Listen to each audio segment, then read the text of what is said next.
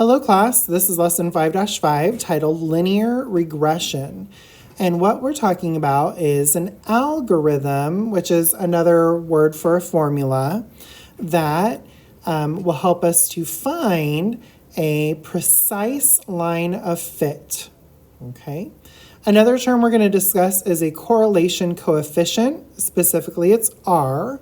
And this is a number that is measuring how well the data can be modeled by an equation. Okay, and so this R, this coefficient, is a number that we want to be very, very close to 1 or -1. So in our first example here, we could see that this has weak correlation just by looking at it, but the R would be something like 0.2. So anything that is less than 1/2 would be considered weak correlation. For my middle diagram, I could see the values are a lot closer together, and so we would say that this has moderate correlation. And the R value, this correlation coefficient, could be, 0.72, we'll say. So it's a number that's between 0.5 and 0.8. This final example here, we would definitely say it has strong correlation. You could see all of those data points clustered together. And for this example, it has an R value of -0.97, which is very close to -1. So let's look at an example.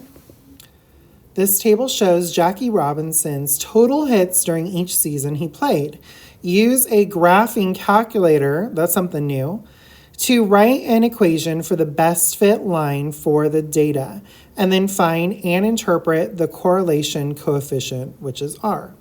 So to begin, I have my table here, and instead of me using the actual years, I'm going to translate 1947 as year 0 and count up from there. So let's go ahead and open up our Desmos graphing calculator. On the top left, we're going to click those 3 bars, and we're going to scroll down and open up where it says Statistics Linear Regression. All right.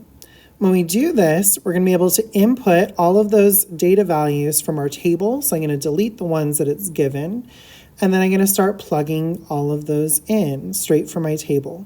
So I have 0, 175, 1, 170, 2, 203, 3, 140, 4, 185, 5, 157, 6, 159, 7 at 120, 8 at 81, and 9 at 98.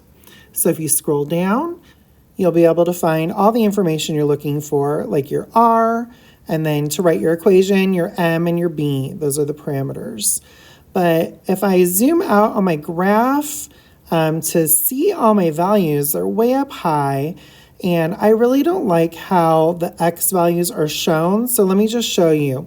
If you go and you click that little wrench that's in the top right corner, then you can go ahead and change the parameters for your X axis. So I'm going to go from -10 to +10, and look at that. Now you can see all my values and how close they are to the line that was drawn.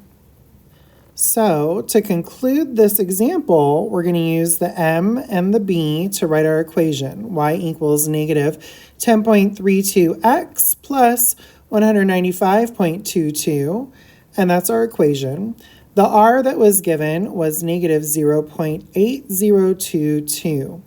And this is pretty close to -1, so we'd say it has a strong correlation, which means that our data is fairly close to the line of fit.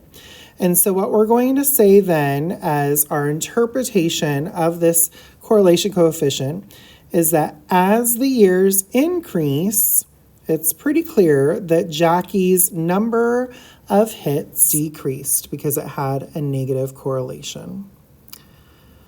Now, something else that's really important of being able to look at the best fit line is that it can help us estimate any values that are not already in your data set. For instance, this table shows the U.S. desktop, that means not your phone, online Cyber Monday sales since 2009. Estimate the sales in 2025. So like we did before, we're going to translate those years starting with number 0 and counting upward. And then we'll go ahead and follow the same steps that we did before with our Desmos graphing calculator.